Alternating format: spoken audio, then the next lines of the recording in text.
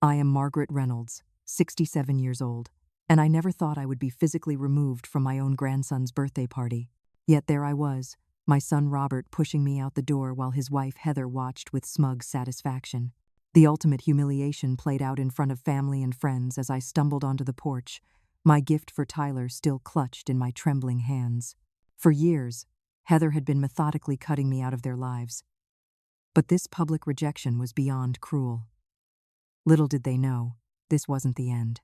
It was just the beginning of my journey to reclaim what was rightfully mine. Before I share how this all unfolded, I'd love to know where you're watching from today. Drop your location in the comments, hit that subscribe button, and give this video a thumbs up if you've ever dealt with family drama. Trust me, what happened next in this story will show you exactly why you should never underestimate a determined grandmother. To understand how things reached such a breaking point, you need to know our history. After my husband died of a sudden heart attack, when Robert was only 12, I raised our son alone. I worked 2 jobs teaching elementary school by day and waitressing on weekends to keep a roof over our heads and save for his college education. Those years were tough, but Robert and I developed a special bond. We were a team, supporting each other through the hardest times. When Robert graduated high school at the top of his class and earned a scholarship to Northwestern University, I couldn't have been prouder. Though the scholarship helped tremendously, I continued working extra shifts to send him spending money and help with books. I even sold my wedding ring to pay for his first apartment when he got an internship in Chicago. That's what mothers do, we sacrifice for our children without expecting anything in return. Robert flourished in his finance career, and I watched with pride as he climbed the corporate ladder. He called me almost daily back then, asking for advice or simply sharing stories about his day. When he bought his first house at 28, I was the first person he called. I spent 2 weeks helping him paint and furnish it, turning it into a home. Everything changed when he met Heather at a company retreat 5 years later. She was beautiful, charming, and worked in the marketing department of his firm. Their romance was whirlwind fast. They moved in together after just 3 months. When Robert brought her home to meet me for the first time, I tried my best to welcome her with open arms. "Mom, this is Heather," he had said, beaming with happiness I hadn't seen since before his father passed. I prepared Robert's favorite meal pot roast with all the fixings and even baked an apple pie from scratch. Throughout dinner, I noticed how Heather subtly steered the conversation away from any stories about Robert's childhood or our family traditions. When I brought out a photo album after dessert, she checked her watch and announced they needed to leave early because she had an important meeting the next morning. As they were walking out, I overheard her whisper to Robert, "Your mom's house is so quaint. Don't you think it's time she downsized? All these old things must be such a burden to maintain." The criticism stung, but I brushed it off as nervousness about meeting the mother of her boyfriend. I wanted to give her the benefit of the doubt. After all, Robert seemed happier than he had been in years. The wedding 6 months later became the first major exclusion. Robert had always said I would help plan his wedding someday. Instead, Heather hired a wedding planner and made all decisions without consulting me. When I offered to contribute my savings to help with expenses, Robert awkwardly explained that Heather's parents were covering everything. "But I would love for you to wear blue, Mom," he added hastily. "Heather says it matches the color scheme better than the cream dress you showed me." The cream dress was the one I'd carefully saved for over a year to buy specifically for his wedding day. During the reception, I found myself seated at a table far from the wedding party, with distant acquaintances rather than family. When I approached Robert for a mother-son dance, a tradition I'd dreamed of since he was a little boy, Heather interrupted. "Oh, Margaret, we're actually cutting the cake now. The photographer is on a tight schedule. There never was a mother-son dance that night." After the wedding, the distance grew. Sunday dinners dwindled from weekly to monthly, then to major holidays only. Phone calls became shorter, with Robert always seeming to be in a rush. When I'd ask to visit, there were always excuses. They were renovating. They had plans. Robert had to work late. When they announced they were expecting a baby boy, I was ecstatic. A grandson. I imagined teaching him to bake cookies, taking him fishing at the lake where Robert learned, sharing all our family stories. I immediately began knitting a baby blanket with the same pattern my grandmother had used for Robert. The day Tyler was born was one of the happiest of my life. I rushed to the hospital with the blanket and a small silver rattle that had been in our family for generations. "It's beautiful, Mom," Robert said about the blanket, his eyes filling with tears as he held his son. But when I visited a week later, the blanket was nowhere to be seen. Instead, Tyler was wrapped in a store-bought one, with designer labels prominently displayed. "Oh, we're using the special blankets for now," Heather explained dismissively. "We'll save yours for later." That pattern continued as Tyler grew. My gifts would mysteriously disappear or be saved for special occasions that never seemed to arrive. My offers to babysit were consistently rejected. "Heather's mom has a system with Tyler," Robert would explain. "It might confuse him if we change his routine." It was strange, since Heather's mother lived 3 hours away and visited less frequently than I did. Yet she was apparently the preferred grandparent. By Tyler's 5th birthday, I was allowed to attend celebrations but was treated more like a distant relative than a grandmother.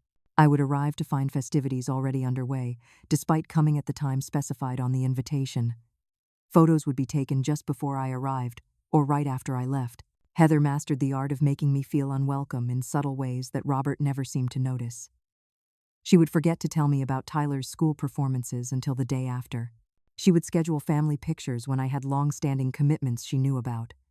Each time I brought these issues up with Robert, he would sigh. "Mom, Heather is just busy and stressed. She's not doing it on purpose. Maybe you're being a little sensitive?" I began to doubt myself. Was I overreacting? Was I becoming the stereotypical interfering mother-in-law? I tried harder to please Heather, bringing only gifts she pre-approved, speaking only when spoken to at family gatherings, never contradicting any of her parenting decisions even when they seemed questionable. Nothing worked. The more I retreated, the more ground I lost in my relationship with both Robert and Tyler. By Tyler's 9th birthday, I was barely in their lives at all. I would receive occasional pictures through text messages and brief phone calls on holidays. When the invitation for Tyler's 10th birthday arrived, I was surprised but hopeful. Maybe things were finally changing. I spent weeks searching for the perfect gift, a telescope, as Tyler had recently developed an interest in astronomy. I even took a class at the local planetarium so I could show him how to use it properly. Little did I know that birthday party would become the final straw in a long history of betrayal and exclusion. The day of Tyler's birthday, I woke up at dawn, too excited to sleep. I spent extra time on my appearance, wearing a new dress I'd bought specially for the occasion, and styling my hair the way Robert always said looked nice. The telescope was beautifully wrapped with paper covered in planets and stars, with a card I'd written expressing how proud I was to be his grandmother. I arrived at exactly 2 p.m., the time stated on the invitation. Several cars already lined the driveway, and the sound of children's laughter drifted from the backyard. When I rang the doorbell, Heather answered, her smile fading instantly. "Margaret, you're early." She glanced at her watch, though I knew perfectly well I was right on time. "The invitation said 2 o'clock. I replied, trying to keep my voice light and cheerful. "Well, we started a bit early. Everyone else is already here." She reluctantly stepped aside to let me in, not offering to take my coat or the large gift I was carrying. "Margaret, you're early." She glanced at her watch, though I knew perfectly well I was right on time. When Tyler spotted me, his face lit up. "Grandma!" He ran over, dripping wet but beaming, and gave me a quick hug. "Well, we started a bit early. Everyone else is already here." She reluctantly stepped aside to let me in, not offering to take my coat or the large gift I was carrying. The house was beautifully decorated with a space-themed planets hanging from the ceiling, star-shaped balloons, and a rocket ship cake on the dining room table. I placed my gift with the others and made my way to the backyard where Tyler and his friends were playing a game with water balloons. My heart sank a little, realizing my gift would now be redundant, but I was determined to stay positive. "That's wonderful. Maybe we could stargaze together sometime. I took a special class so I could show you some cool constellations." Before Tyler could respond, Heather appeared beside us. "Tyler, honey, your friends are waiting for you to open the water gun package. Why don't you go join them?" She placed a hand on his shoulder, subtly steering him away from me. "But I want to show Grandma my telescope," he protested. "You can do that later. It's not polite to keep your friends waiting." Her tone left no room for argument. Before Tyler could respond, Heather appeared beside us. "Tyler, honey, your friends are waiting for you to open the water gun package. Why don't you go join them?" She placed a hand on his shoulder, subtly steering him away from me. "But I want to show Grandma my telescope," he protested. When I brought out a tray of finger sandwiches, I overheard a snippet of Heather's conversation with another mother. "It's sad, really," Heather was saying in a hushed, concerned voice. "Robert's mother has been having these episodes lately. We're worried about her being alone so much, but she refuses any help.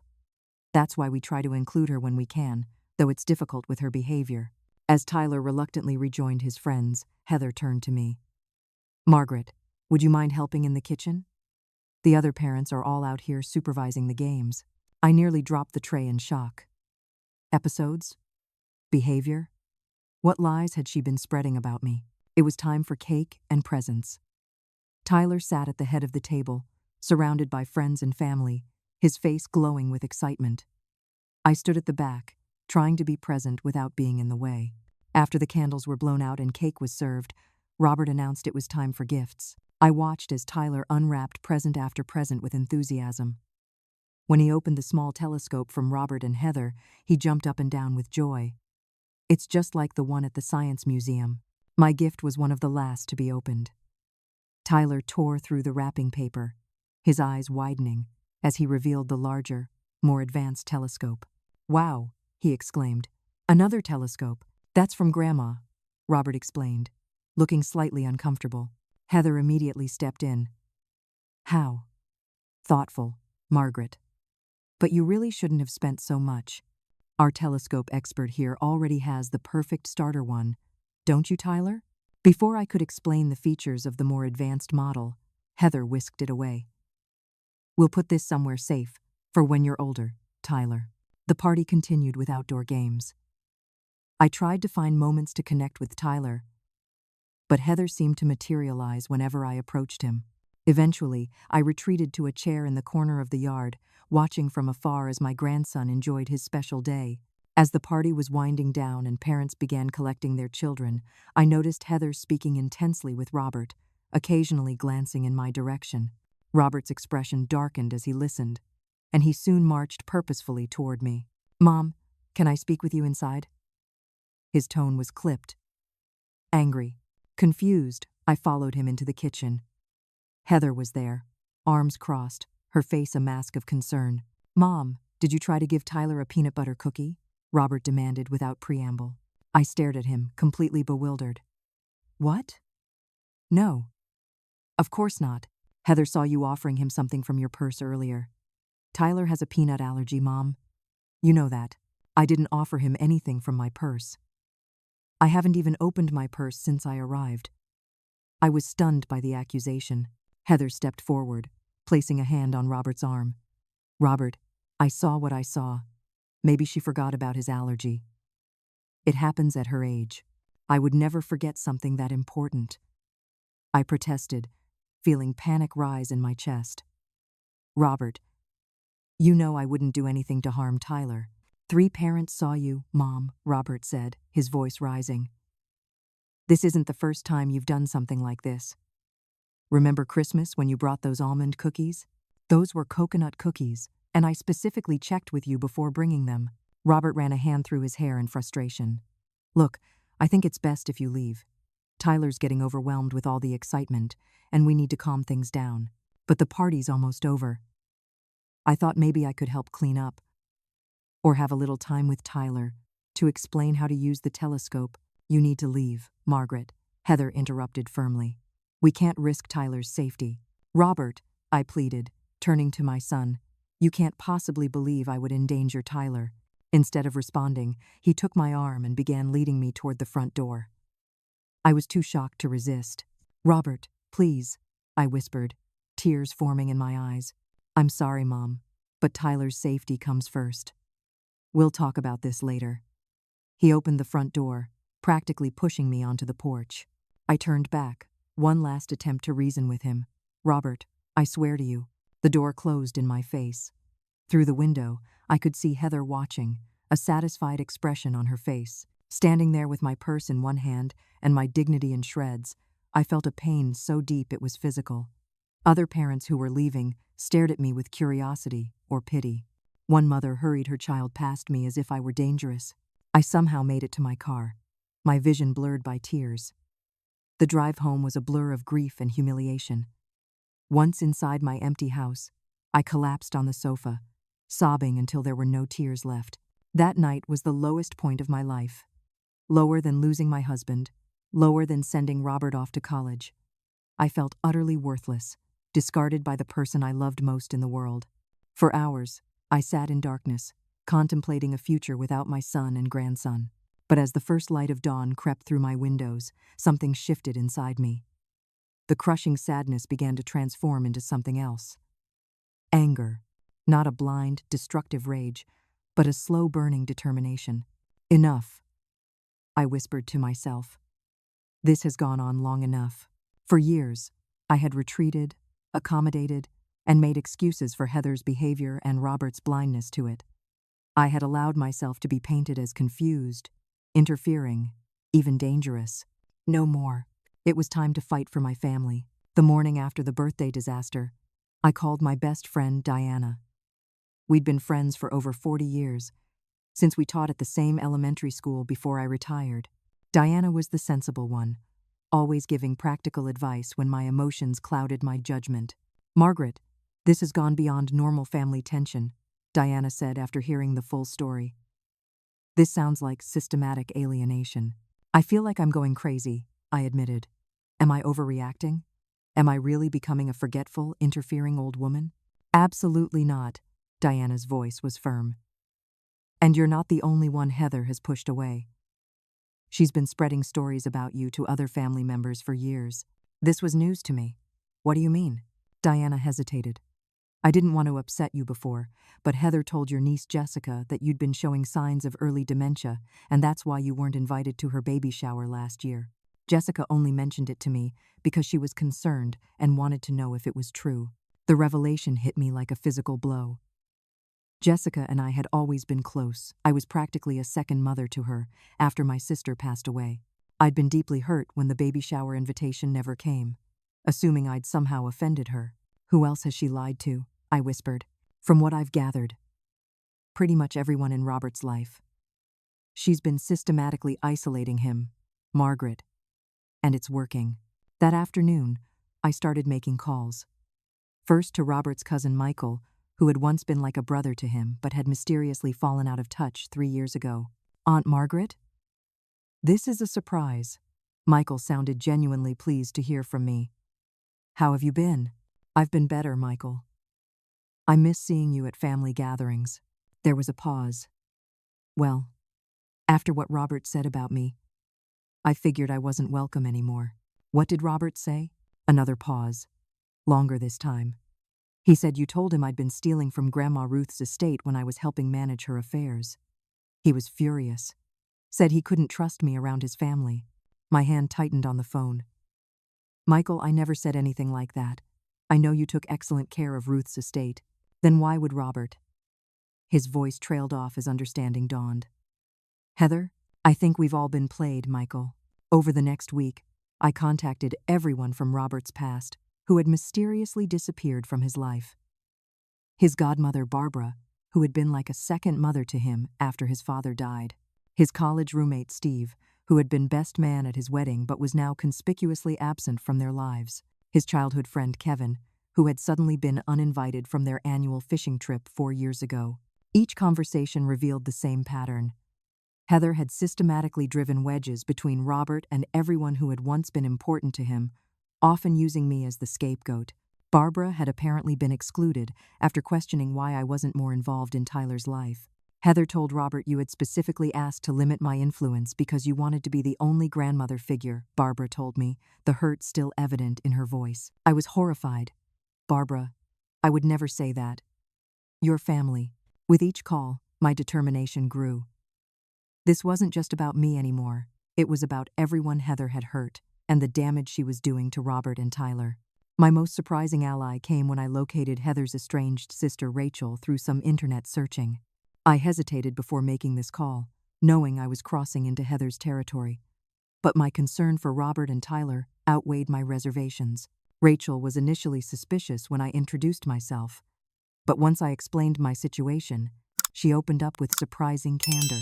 "I'm not shocked," she said flatly. "Heather has been doing this since we were children.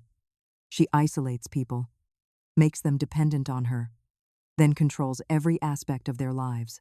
"What happened between you two?" I asked carefully. Rachel sighed. "I tried to warn her ex-fiancé about her behavior patterns after I saw what she was doing to him. She convinced their entire friend group that I had tried to seduce him out of jealousy. No one would speak to me after that, including our parents. They still believe her version of events, 7 years later." "I'm so sorry," I said, genuinely moved by her pain. "Margaret, listen to me." Rachel's voice grew urgent. "Heather won't stop at isolating Robert from family. She'll eventually isolate him from colleagues, friends, anyone who might offer perspective or support. It's how she operates. And she'll do the same to Tyler as he grows up." The thought of my grandson being manipulated and isolated made my blood run cold. "What can I do?" "Robert won't listen to me. You need documentation. Evidence. People like Heather are expert manipulators, but they leave trails. Financial irregularities, inconsistencies in their stories, patterns of behavior. Document everything. Build a case so solid that Robert can't dismiss it." By the 3rd week after the birthday incident, I had assembled what I privately called Heather's Outcasts, a group of 8 people who had been important in Robert's life and who had all been systematically pushed out by Heather. We met at Diana's house, sharing stories and comparing notes. "We need a strategy," Barbara said firmly. "Confronting Robert directly won't work, he's too deeply under her influence. And confronting Heather would be disastrous," added Kevin. "She'd spin it as a coordinated attack and use it to isolate him further." We agreed to document everything, every lie, every manipulation, every inconsistency we could find. Michael, who worked in digital forensics, offered to help compile the evidence in a way that would be impossible to dismiss. As we were wrapping up our first strategy session, my phone rang. The caller ID showed Tyler's elementary school. My heart raced as I answered. "Mrs. Reynolds? This is Andrea Jenkins, Tyler's 4th grade teacher." Her voice was professional but held an undercurrent of concern. "Yes, Miss Jenkins. Is everything all right with Tyler? That's actually why I'm calling. Tyler has missed 7 school days in the past month, and his performance is suffering. The absences have been excused with notes about family emergencies, but given their frequency, I wanted to check if everything is okay at home." I chose my words carefully. "I wasn't aware of any family emergencies. Have you spoken with my son or his wife about this?" "I've tried. Mrs. Reynolds' Heather has been rather defensive. She suggested I was overstepping by calling, but as Tyler's teacher, I'm concerned about these patterns." "What patterns exactly?" Miss Jenkins hesitated. "Tyler seems withdrawn lately. He's not engaging with other children as he used to. And some of his comments are concerning. He mentioned that his mom says his dad might have to go away for a while, and it would be just the 2 of them. He seemed very anxious about this." I felt a chill run through me. "Miss Jenkins, would you be willing to document these concerns officially?" "I've already started a file, Mrs. Reynolds. And I'm not the only staff member who's noticed. Our school counselor has been working with Tyler as well." As I hung up, I looked at the concerned faces around Diana's living room. I think," I said slowly, "we need to expand our investigation." With the support of my newly formed alliance, I took a step I never imagined taking. I hired a private investigator. Samuel Bennett was a retired police detective who now specialized in family cases, particularly those involving financial manipulation and emotional abuse. Diana had used his services during her daughter's difficult divorce and vouched for his discretion and thoroughness. "I'm not looking to destroy my daughter-in-law," I explained during our first meeting at his small office downtown. "I just need to understand what's really happening in my son's home. I'm worried about both Robert and Tyler." Samuel nodded, his expression giving nothing away. "Sometimes understanding is the first step to healing, Mrs. Reynolds. But I should warn you, you may discover things you wish you hadn't." His words proved prophetic. Within 2 weeks, Samuel had compiled a preliminary report that left me stunned. Heather Reynolds, born Heather Daniels, has a history of similar behavior patterns in previous relationships, he explained, laying photographs and documents on the table between us. Before Robert, she was engaged to James Wilson, a banking executive in Portland. Before that, she lived with Thomas Mercer in Seattle. In both cases, the men became estranged from family and friends within a year of the relationship beginning. What happened to these relationships? I asked, studying the photographs of Heather with two men I didn't recognize. Wilson broke off the engagement after discovering unauthorized transfers from his investment accounts. Mercer's situation was more complicated. He remained isolated for nearly 3 years before his sister staged what amounted to an intervention with evidence of Heather's manipulations. Samuel slid another folder toward me. More concerning is her financial activity. Heather maintains 3 separate credit card accounts that Robert appears to know nothing about. The monthly charges average between $4,000 and $5,000. I gasped. What is she spending that kind of money on? Primarily high-end clothing, jewelry, and surprisingly, regular cash withdrawals of $500 to $1,000. The cash is untraceable, but the pattern suggests she's building a reserve. Over the following weeks, Samuel's investigation revealed more disturbing details. Heather had lied about her educational background. She had never completed the MBA she claimed to have from Northwestern. Her previous employment history was spotty, with several positions ending abruptly under unclear circumstances. Most troubling was the discovery that she had legally changed her name from Hannah Daniels to Heather Daniels 8 years ago, shortly after leaving Seattle. While name changes aren't inherently suspicious, this one coincided with several collection agencies seeking Hannah Daniels for substantial unpaid debts. I struggled to reconcile these discoveries with the charming, confident woman who had won my son's heart. How had he missed these red flags? How had I? The answer came in the form of emails Samuel recovered through his investigation. Emails from Robert to his closest colleague, expressing concerns about my mental health. Mom's been getting more erratic, one email read. Heather thinks it might be early-stage dementia. She's noticed Mom repeating herself, misplacing things, and getting dates confused. I don't want to believe it. But Heather documents everything, and the evidence is hard to ignore. Another email, dated just after Tyler's 7th birthday. Had to cancel Mom's visit again. She showed up a day early, insisting today was Tyler's birthday. Got angry when we told her she had the wrong date. Heather says this kind of time disorientation is a classic symptom. Looking into care facilities, just in case. I stared at the printouts in disbelief. I had never shown up a day early for anything in my life. Tyler's 7th birthday had been on a Saturday. I remembered it clearly because I'd taken Friday off work to prepare his gift. But in Robert's mind, I was becoming confused, unreliable, potentially dangerous to have around his son. The most devastating discovery came when Samuel obtained records of Heather's conversations with Tyler's pediatrician. She had been systematically reporting fabricated incidents of my concerning behavior around Tyler, claims that I had given him inappropriate foods, forgotten to supervise him, even suggested I had once left him alone in a shopping mall when I was supposed to be watching him. An incident that had never occurred. She's been building a case against you for years, Samuel said gently, creating a paper trail to justify cutting you out of Tyler's life completely. The evidence was overwhelming, but it raised a painful question. Was Robert a victim of Heather's manipulation, or a willing participant in it? Samuel's findings included emails between Robert and Heather that suggested the former.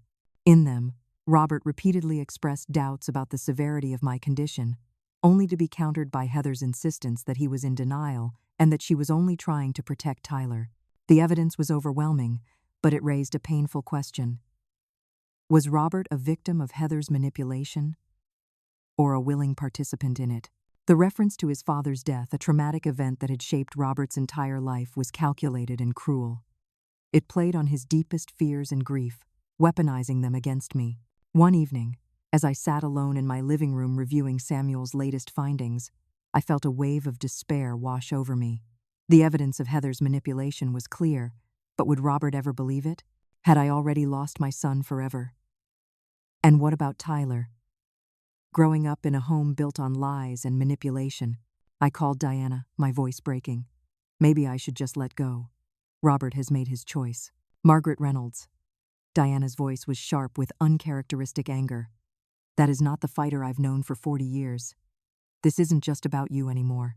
This is about your son who's being manipulated and controlled.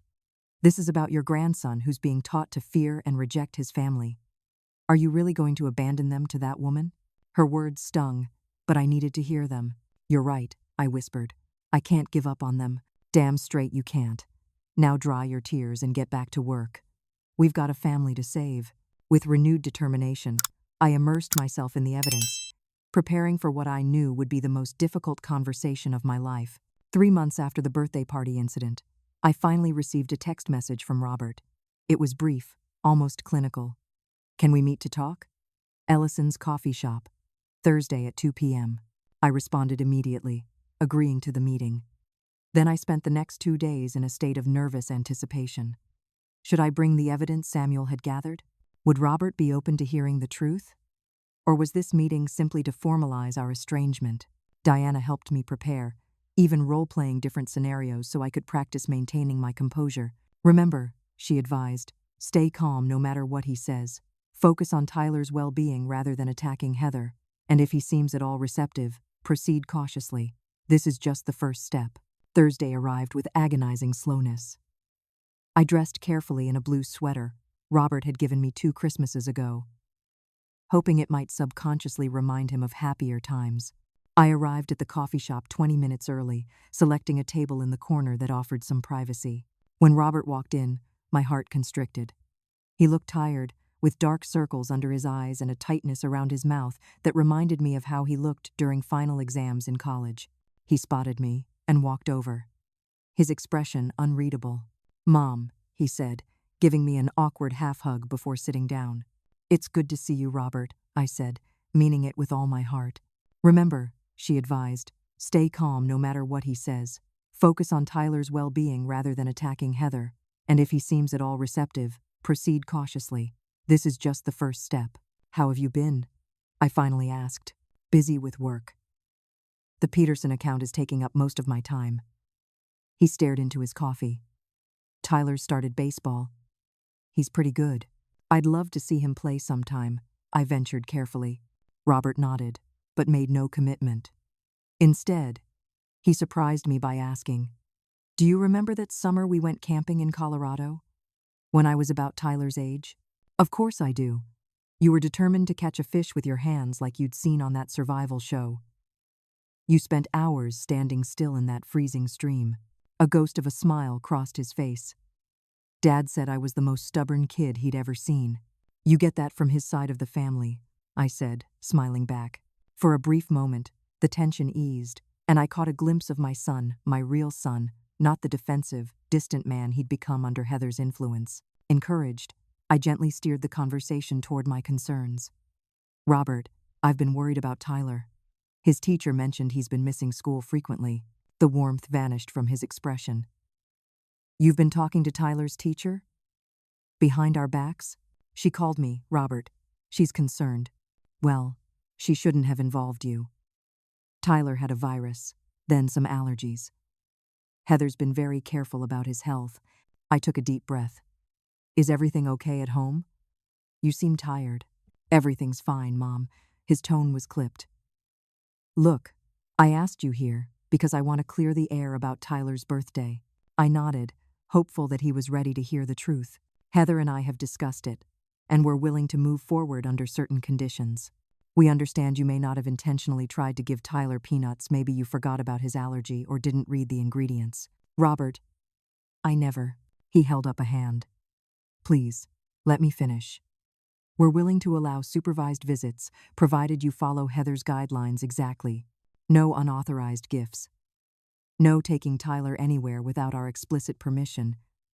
No contradicting our parenting decisions." Heather's prepared a list. He pulled a folded paper from his pocket and placed it on the table between us. I stared at it, unable to believe what I was hearing. "Robert, this is ridiculous. I'm Tyler's grandmother, not some dangerous stranger. I would never harm him or undermine your parenting." "Mom, we're trying to be reasonable here. Heather even suggested family therapy, but only if you're willing to acknowledge your behavior patterns first." My carefully practiced composure began to crack. "My behavior patterns? Robert, have you considered that Heather might be the one creating problems? That she's been systematically isolating you from everyone who cares about you? His face hardened. Here we go. Diana said you might react this way. Diana? What does Diana have to do with this? Heather ran into her at the grocery store last week. Diana mentioned you've been obsessing about our family, making accusations about Heather. She's worried about you, Mom. We all are. I felt as if the floor had dropped out from beneath me. Diana had been out of town visiting her daughter for the past 2 weeks. She couldn't possibly have spoken to Heather. Robert, that's not true. Diana's been in Phoenix for 2 weeks. She hasn't even been in town. Mom, stop. His voice rose slightly, drawing glances from nearby tables. This is exactly what I'm talking about. You're confused about basic facts. Then you get defensive when it's pointed out. I am not confused. Call Diana right now, she'll tell you she's been in Phoenix. Robert closed his eyes briefly, as if summoning patience. Look, I didn't come here to argue. Either you can accept the conditions we've laid out, or we need to take a longer break from each other. The implication was clear. Agree to Heather's controlling terms, or lose all access to my grandson. Robert, I said, fighting to keep my voice steady. I need you to listen to me very carefully. Heather has been lying to you about me, about your friends, about her own past. She's isolated you from everyone who loves you, and she's doing the same to Tyler. That's enough. Robert stood abruptly. I knew this was a mistake. Heather was right, you're not ready to be part of our lives right now. Did you know she changed her name from Hannah to Heather 8 years ago? That she has 3 secret credit cards you know nothing about? That she's been telling Tyler's doctors I'm dangerous to him? You've been investigating my wife? His face flushed with anger. That's disturbed, Mom. You need help. Robert, please. No. We're done here. Don't contact Tyler's school again. Don't try to see him. When you're ready to apologize and get the help you need, we can revisit this conversation. He threw some money on the table and strode toward the exit. I hurried after him, desperate to break through. Robert, wait. You're not seeing what she's doing to you, what she's doing to Tyler. But he was already pushing through the door, his back rigid with anger. As I followed him outside, my heart stopped. There, idling at the curb, was Heather in their silver SUV. She hadn't been running errands as Robert claimed she'd been waiting, probably ensuring he wouldn't waver in delivering her ultimatum. Our eyes met through the windshield. The look she gave me wasn't angry or even triumphant. It was cold, calculating, assessing my defeat with the dispassion of a scientist observing an experiment. Then, as Robert climbed into the passenger seat, her expression transformed into one of loving concern. She placed a comforting hand on his arm, her lips moving in what looked like soothing reassurances. I stood frozen on the sidewalk as they drove away, feeling as if I'd just witnessed the true face behind Heather's mask, and it terrified me. Mrs. Reynolds? A voice beside me broke through my daze. It was Jessica, the young waitress who had served our table. Are you okay? I blinked back tears. Not really, but thank you for asking. Jessica glanced in the direction the SUV had gone, then back at me. That woman who picked him up, is her name Heather? Surprised, I nodded. Do you know her? Jessica's expression darkened. We were in the same sorority at State, different years, but let's just say everyone knew Heather Daniels. Or Hannah, as she called herself back then. My full attention snapped to Jessica. You knew her as Hannah? Yeah. Look, I don't want to get involved in family drama, but that woman is not who she claims to be. She was kicked out of our sorority for stealing and for spreading vicious rumors about girls she saw as competition. There was even talk of criminal charges. But suddenly she was gone, transferred schools overnight. From what I heard, Jessica glanced at her watch. I've got to get back inside, but be careful. Mrs. Reynolds. Heather Daniels destroys people who get in her way. My full attention snapped to Jessica. You knew her as Hannah? I needed irrefutable evidence. And I needed legal leverage. Yeah. Look, I don't want to get involved in family drama, but that woman is not who she claims to be. She was kicked out of our sorority for stealing and for spreading vicious rumors about girls she saw as competition. There was even talk of criminal charges. But suddenly she was gone, transferred schools overnight. From what I heard, her office was warm and inviting. with none of the intimidating leather and mahogany I'd expected from a high-powered attorney. Grace herself was a striking woman in her 60s with silver-streaked hair and penetrating dark eyes that missed nothing. As Jessica hurried back to the coffee shop, I stood motionless on the sidewalk, a strange calm replacing my earlier distress. The failed reconciliation had made one thing crystal clear. I couldn't reach Robert with words alone. Heather's manipulation was too complete, her control too entrenched. What would I need to prove? I asked. In our state, you would need to demonstrate that denying your access to your grandson causes him actual harm. Not inconvenience, not emotional disappointment, measurable harm to his well-being. Alternatively, you would need to prove parental unfitness, which is an even higher standard. My heart sank. So there's nothing I can do? I didn't say that, Grace replied, tapping her pen against a legal pad. Based on what you've told me, this situation has multiple dimensions beyond just grandparents' rights. You have concerns about financial impropriety affecting your son, potential educational neglect regarding your grandson, and what sounds like a systematic campaign of parental alienation. Mrs. Reynolds, before we discuss your options, I want to be very clear about the challenges we're facing, she said after I'd explained my situation. Grandparents' rights vary significantly by state, and even in states with strong statutes, the bar is set very high. What do you suggest? Continue gathering evidence. Document everything meticulously. If there is financial misconduct involving your son's assets, that creates leverage without directly challenging their parenting. If there's educational neglect, that creates another pressure point through channels outside the court system. I left Grace's office with a clear action plan but a heavy heart. The legal path would be difficult and could permanently damage my relationship with Robert. Yet I couldn't see any alternative if Heather maintained her stranglehold on my family. She leaned forward. Mrs. Reynolds, I don't recommend jumping straight to legal action. Courts are blunt instruments, and once you go down that road, reconciliation becomes much more difficult. Even more concerning was evidence that she had been using Robert's personal information to apply for loans in his name, potentially damaging his sterling credit rating. This crosses the line from manipulative to potentially criminal, Samuel warned. Financial identity fraud is a serious offense. Over the next several weeks, I worked closely with Samuel Bennett to solidify our evidence. The financial trail was particularly damning. Heather had opened a separate checking account using Robert's personal information, but with statements going to a P.O. box he knew nothing about. She had been systematically transferring small amounts, never enough to raise immediate alarms, from their joint accounts to this secret one for years. Instead, I focused on Tyler's well-being. I consulted with Dr. Eleanor Marquez, a child psychologist specializing in parental alienation cases. What you're describing fits the classic pattern, Dr. Marquez confirmed after reviewing my notes and Samuel's reports. One parent systematically undermining the child's relationship with family members, creating fear and anxiety around those relationships, and positioning themselves as the child's only trustworthy ally. What does this do to a child? I asked, dreading the answer. Dr. Marquez's expression was grave. The long-term psychological effects can be severe. Children caught in these situations often develop trust issues, anxiety disorders, and difficulty forming healthy attachments.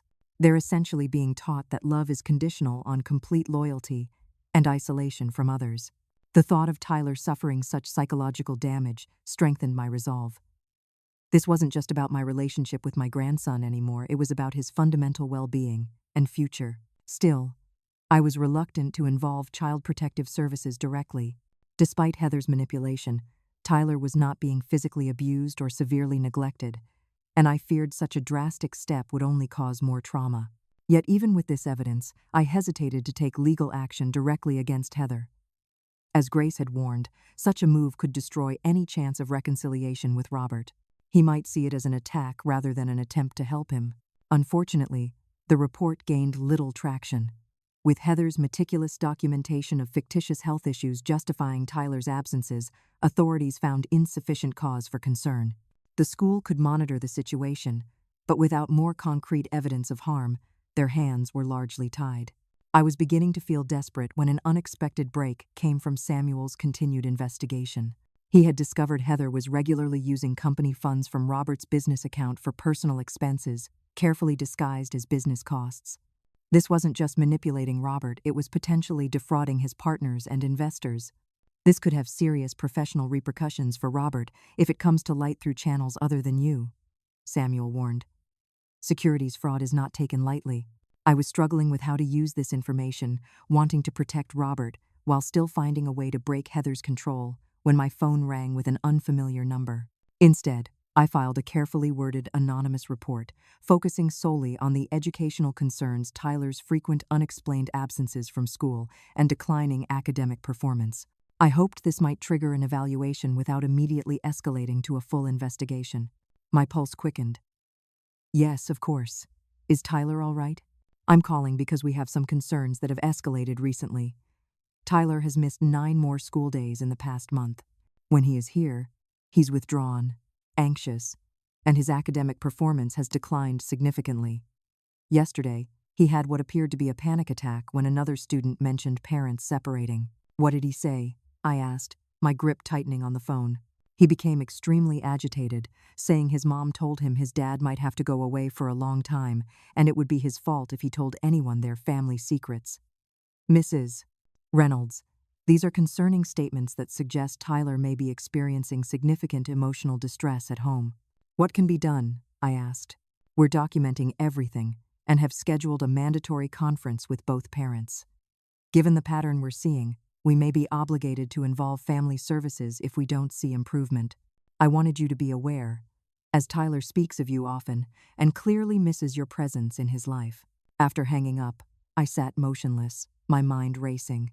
This development created both urgency and opportunity. If family services became involved, they would have the authority to evaluate Tyler's home situation in ways I couldn't. Yet I shuddered to think of Tyler enduring the trauma of a formal investigation. I needed to act quickly, but carefully. With the financial evidence, the school's concerns, and the documentation of Heather's pattern of alienation, I finally had enough leverage to force a reckoning. What I didn't expect was that circumstances would force that reckoning before I was fully prepared. The call came at 11:42 p.m. on a Tuesday night in November. I had been asleep for barely an hour when the shrill ring of my phone jolted me awake. The hospital's number flashed on the screen, sending a surge of adrenaline through my body. Mrs. Reynolds? This is Mercy General Hospital.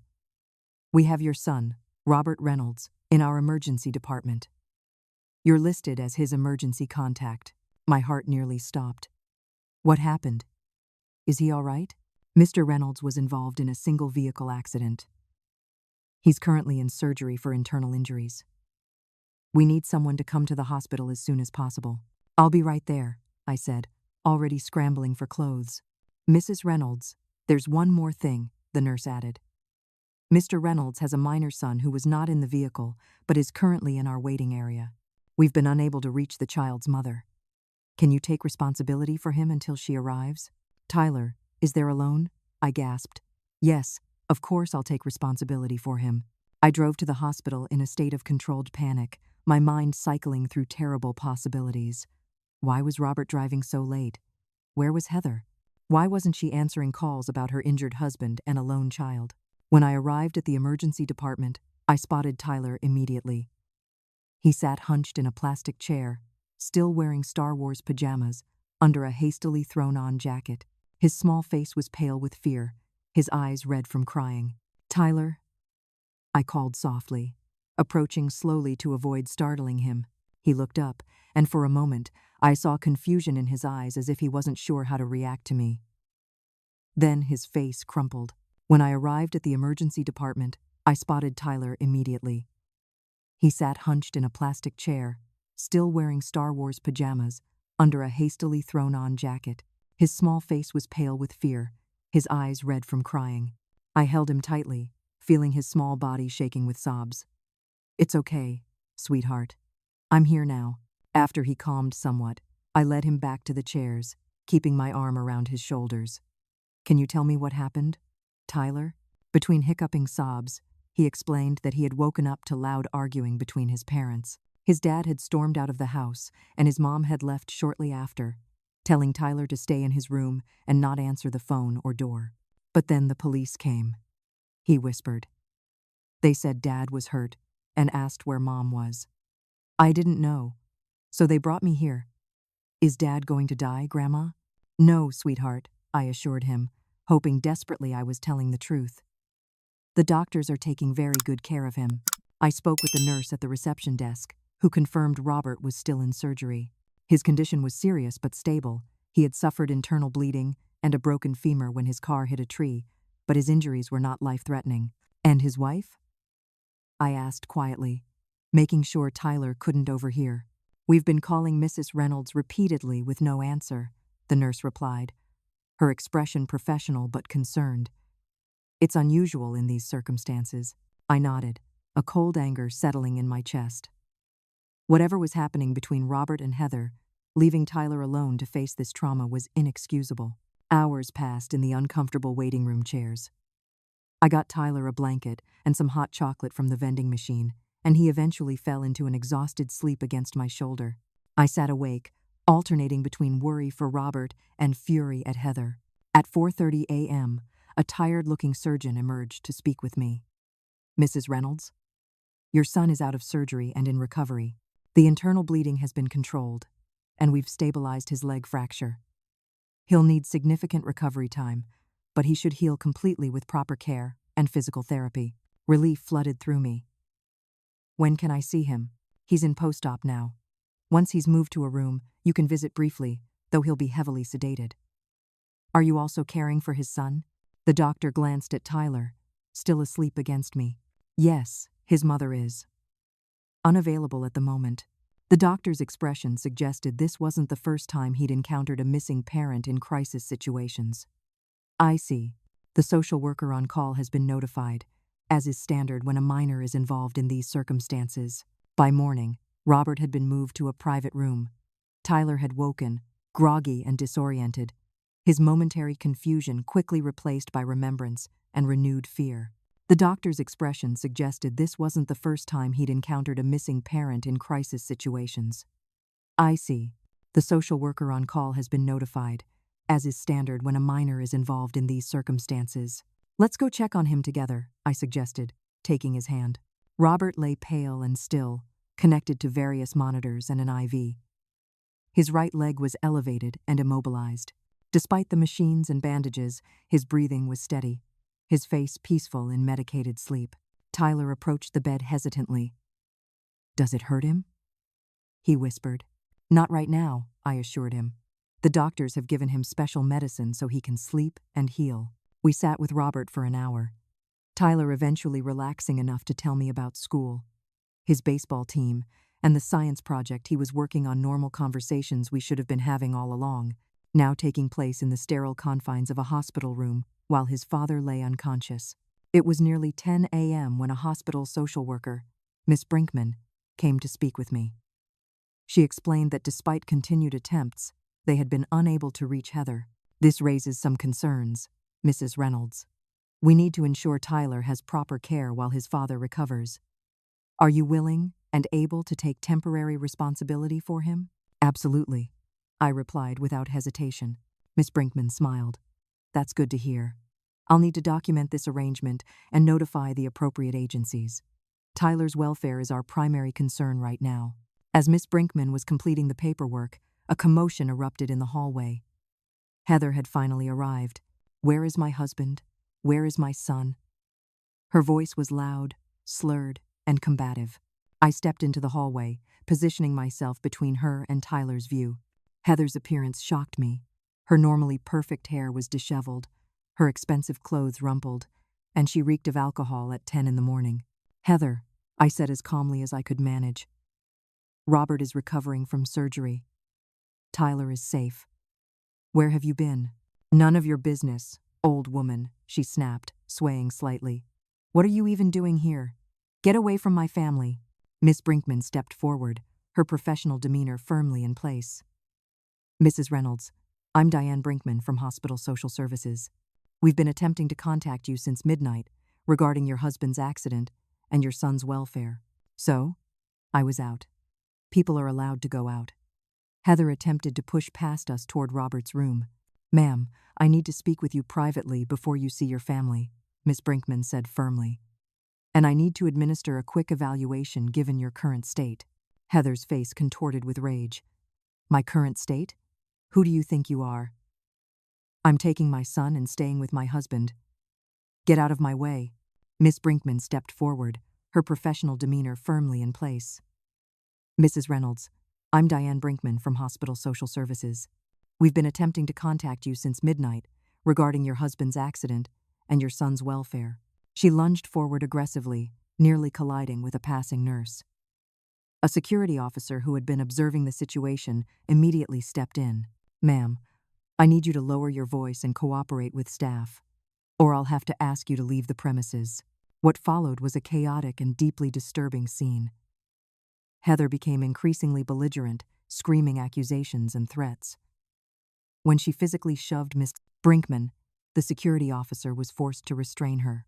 Throughout this awful spectacle, I remained positioned to block Tyler's view. Though I knew he could hear every word, my heart broke for him, experiencing yet another trauma in what had already been a nightmarish 24 hours. Eventually, Heather was escorted to a private area for evaluation, still shouting threats and obscenities. A second social worker took Tyler to the cafeteria for breakfast, giving him a temporary reprieve from the situation. Miss Brinkman approached me, her professional composure slightly shaken. Mrs. Reynolds, given the circumstances, we're initiating an emergency temporary custody arrangement for Tyler. Based on Mrs. Reynolds' current state and the abandonment of a minor during a family emergency, we have grounds for immediate intervention. As the paternal grandmother and with your background check already in our system from the paperwork we started, you're the logical placement until a more formal determination can be made. Within hours, I had signed temporary custody papers and was gathering Tyler's essential belongings from his home, a surreal experience, entering the house where I had once been banned, now with official permission to care for my grandson. As I helped Tyler pack some clothes and his favorite books, I noticed how unnaturally tidy his room was for a 10-year-old boy. No toys left out, no clothes on the floor, everything meticulously organized as if he feared consequences for the slightest disorder. Tyler, do you want to bring your telescope? I asked, spotting the one Robert had given him, still in its box on a high shelf. His eyes widened with a mixture of desire and uncertainty. Mom says I'm not supposed to use it yet. She says I might break it. Well, I think your dad would want you to enjoy it, especially now. And I happen to know quite a bit about telescopes. Maybe we could set it up together at my house? The view of the stars is much better there, away from the city lights. A small, genuine smile, the first I'd seen since arriving at the hospital, broke through his worry. Really? You know about telescopes? I took a whole class about astronomy just for you, I said, carefully bringing the box down. I've been waiting for a chance to show you the rings of Saturn. By late afternoon, we were settling into my home, the telescope carefully placed in the guest room that would now be Tyler's for the foreseeable future. I was preparing a simple dinner when my phone rang, the hospital calling with an update. Robert had regained consciousness briefly and was asking for me. Not Heather. Me. The next morning, leaving Tyler in Diana's capable care, I returned to the hospital. Robert was more alert, though still heavily medicated for pain. When I entered his room, his eyes so like his father's filled with tears. Mom, he whispered hoarsely. I'm so sorry. I took his hand carefully between mine, mindful of the IV. Don't try to talk too much. You need to rest and heal. He shook his head weakly. No. I need to tell you. She's been lying. About everything. I found out. That's why we were fighting. A wave of emotion threatened to overwhelm me, relief that he finally knew the truth. Rage at what Heather had put us all through. Grief for the pain my son was experiencing. Tyler? He asked, sudden panic in his voice. Where's Tyler? He's safe with me, I assured him quickly. The court granted me emergency temporary custody. Relief flooded his face, followed by shame. I should have listened to you. All those things you tried to tell me. Shh, I soothed, stroking his forehead as I had when he was a child with a fever. We'll have time to talk about all of that. Right now, you just focus on getting better. She took everything. Mom, he whispered, a tear sliding down his temple into his hair. Our savings, my retirement accounts. She's been stealing from the company, using my name for loans. I confronted her, and she laughed. said I was too stupid to stop her. The cruelty of it took my breath away. Not just the financial theft, but the emotional devastation of realizing the person you loved had never truly existed. We'll figure it all out, I promised, together. As I drove home that evening, I realized we had reached a turning point. The crisis had forced the truth into the open in ways my careful evidence gathering never could have. The road ahead would be difficult: Robert's physical recovery, the legal and financial mess Heather had created, and most importantly, helping Tyler heal from the psychological damage. But for the first time in years, there was hope. My family was coming back to me. Not because I had won some victory over Heather, but because truth has a way of eventually breaking through even the most carefully constructed lies. The next few weeks unfolded in a blur of hospital visits, legal meetings, and establishing new routines with Tyler.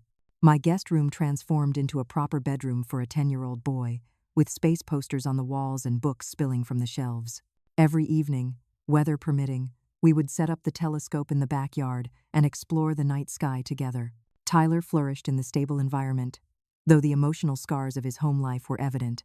He was anxiously eager to please, apologizing profusely for minor accidents, and often asking if I was mad at him when I was simply quiet or thoughtful.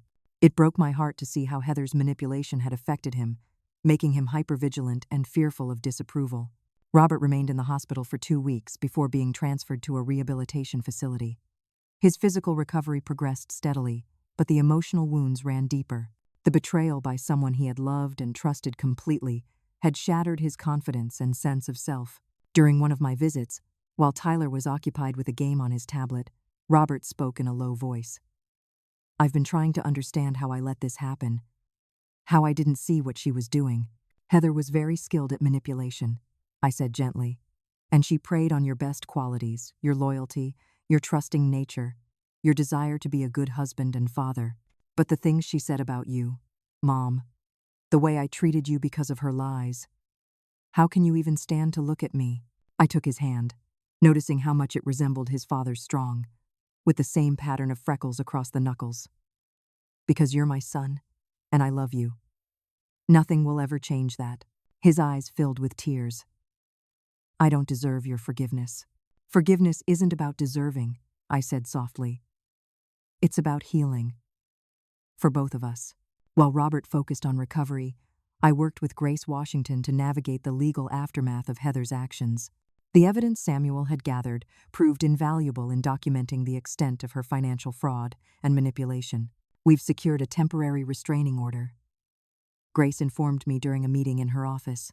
Given Heather's behavior at the hospital, her abandonment of Tyler during an emergency, and the evidence of financial fraud, the judge had no hesitation in granting it.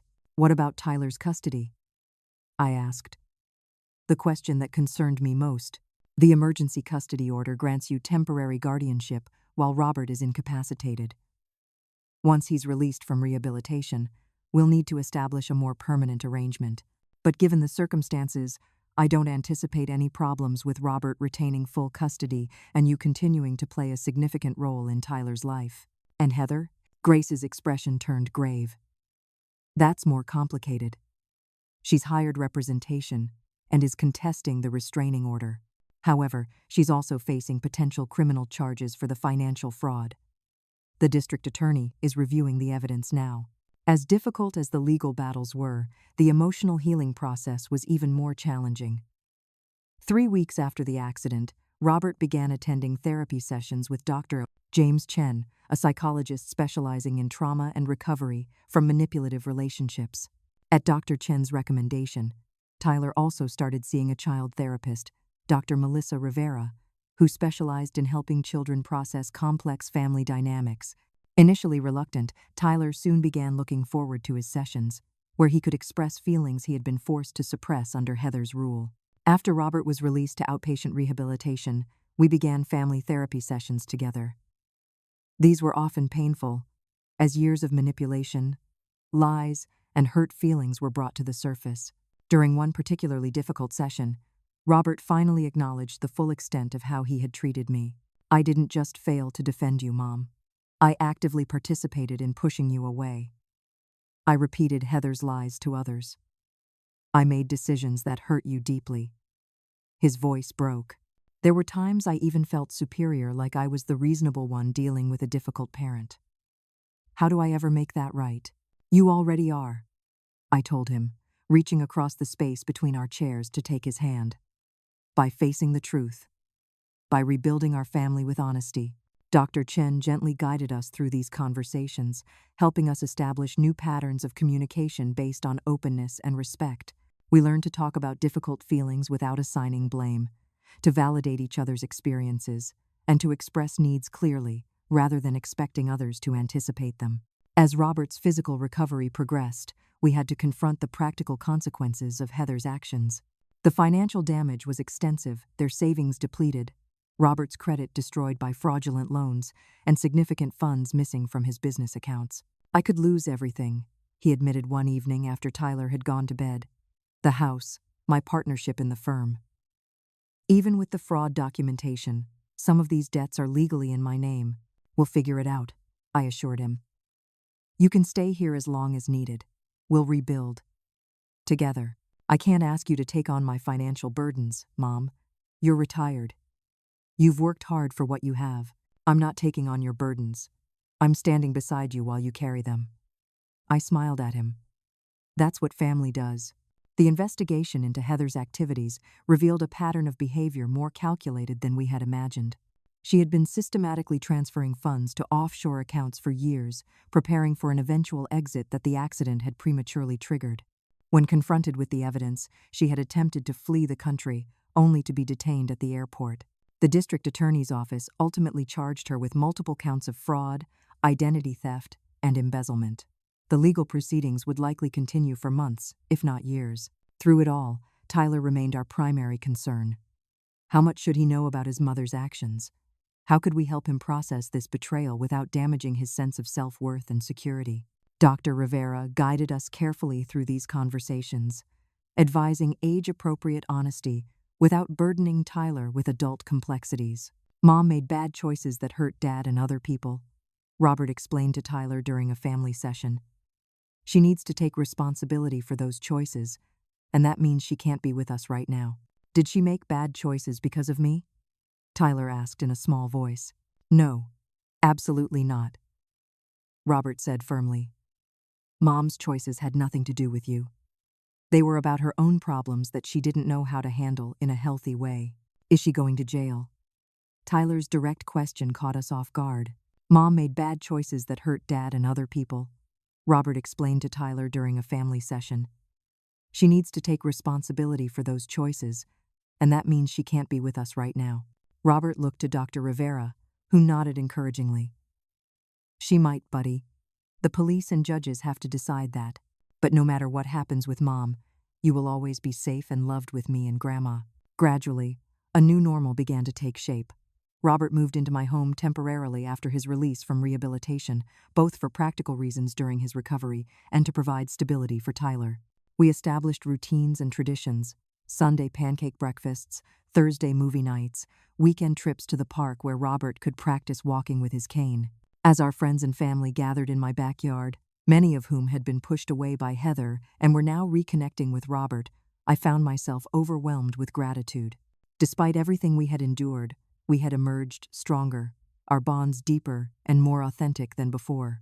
Diana found me in the kitchen, arranging cookies on a platter. Look at you, she said with a smile. The family matriarch presiding over her restored kingdom. I laughed. Hardly a kingdom, but it is whole again. Are you ready for phase 2? She asked. Phase 2? Well, phase 1 was rescuing your family from the clutches of evil. Phase 2 is learning to let go again in the right way this time, as they rebuild their independent lives. I glanced through the window at Robert, now walking with just a slight limp, playing catch with Tyler in the yard. I think I'm getting better at balancing closeness with independence. Besides, they're not going anywhere just yet. Diana squeezed my shoulder. You did it, Margaret. When many would have given up, you fought for your family. I had help, I reminded her. I couldn't have done it alone. No one succeeds alone, she agreed. But not everyone has the courage to accept help, or the wisdom to know when they need it. As I carried the cookies outside to my gathered loved ones, I reflected on how far we had come. There were still challenges ahead, Robert's continued physical recovery, Tyler's ongoing therapy, the legal proceedings against Heather, rebuilding financial security. But the essential foundation had been restored: truth, trust, and the unbreakable bonds of family love. Not the conditional, controlling version Heather had tried to create, but the authentic, imperfect, forgiving love that sustains us through life's darkest moments. And that made all the difference. 1 year after Robert's accident, we gathered in my backyard to celebrate Tyler's 11th birthday. The contrast with his previous birthday couldn't have been more striking. Instead of the tense, orchestrated event where I had been humiliated and expelled, this celebration was relaxed and joyful, filled with genuine laughter and warmth. Tyler had invited his closest friends from school, along with the cousins and family friends he had been isolated from during Heather's reign.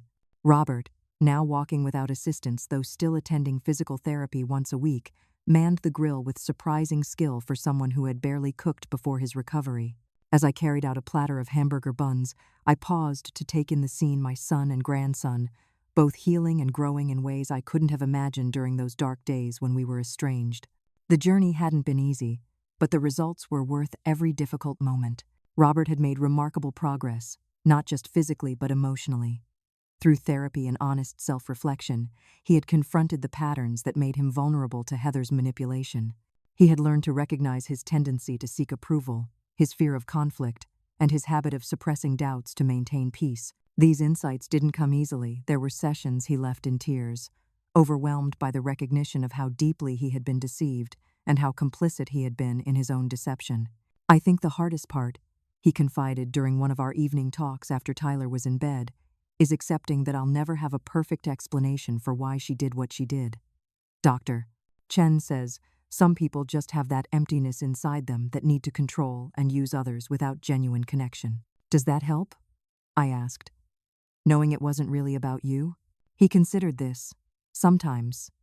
But I still have to live with the consequences of not seeing it sooner. The damage to Tyler, to you, to my career and finances. You're rebuilding all of that," I reminded him. "Look how far you've come in just a year." It was true. Robert had worked diligently to restore his professional reputation, taking full responsibility with his clients and partners for the financial irregularities that occurred under his name, even though he had been unaware of Heather's actions. Most had been understanding, recognizing him as another victim of her schemes. He had implemented new accounting protocols at the firm to prevent similar fraud in the future, turning his painful experience into a safeguard for others. Financially, the road was longer. While the courts had frozen Heather's secret accounts once discovered, legal proceedings to recover the stolen funds were complex and ongoing. Robert had been forced to sell their house, too large and expensive for his current circumstances anyway, and too filled with painful memories. He and Tyler had moved into a modest apartment near my home, close enough for convenient visits but separate enough to maintain healthy boundaries. Tyler's healing journey had been equally remarkable. The anxious, overly compliant child who first came to live with me had gradually given way to a more confident, expressive boy who knew his feelings mattered and his voice would be heard. Dr. Rivera had been instrumental in this transformation, helping Tyler process his complex feelings about his mother through play therapy and age-appropriate discussions. "Is it okay that I still miss Mom sometimes?" he had asked me one evening as I tucked him into bed during those early months. "Even though she did bad things?" "Of course it's okay," I assured him. "You can miss the good parts about someone while still understanding that their behavior was wrong. Feelings are complicated like that." There had been setbacks, of course. Tyler still occasionally had nightmares or sudden anxiety attacks, particularly around court dates when Heather's actions were discussed more openly at home. He struggled with trust, sometimes requiring multiple reassurances that expressing anger or making mistakes wouldn't result in abandonment. But overall, his resilience amazed me. He had returned to his previous academic excellence once the stress of his home environment was removed. He had developed new friendships and rekindled old ones.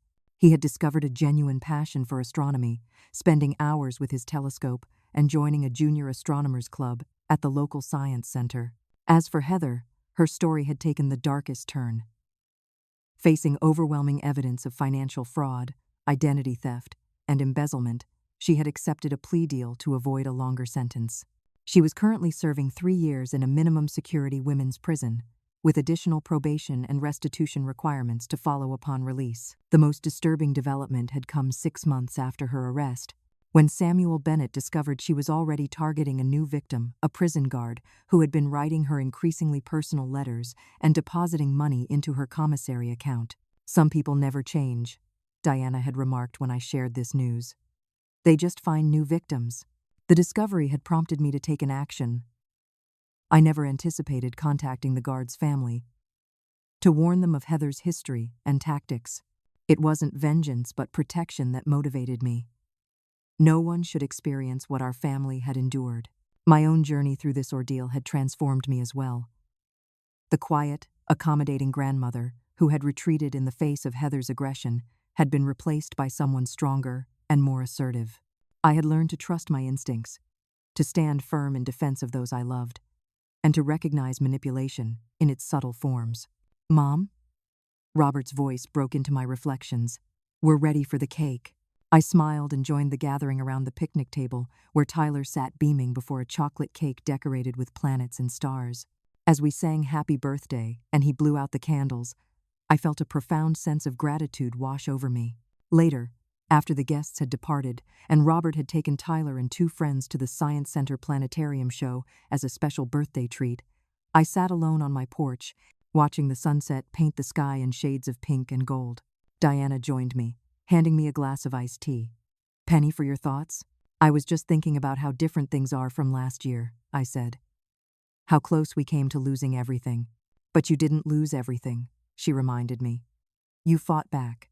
You saved your family. Not alone." I corrected her. "I couldn't have done it without help. Yours, Samuel's, Grace's, all the professionals who guided us." "True," Diana conceded. "But it started with you refusing to be discarded. A lot of people would have given up." I thought about this. I think that was the most important lesson for me, learning when to fight and when to accept. For years, I accepted Heather's treatment because I thought that's what a good mother-in-law does. I didn't want to be the interfering mother, so I retreated further and further. And now I understand that sometimes fighting for your family means standing against those who would harm it, even when that's uncomfortable or seems interfering. The family we fight for is the family we truly deserve. The sound of Robert's car pulling into the driveway announced their return. Tyler burst from the car, racing toward me with an excitement I hadn't seen since before all our troubles began. "Grandma!"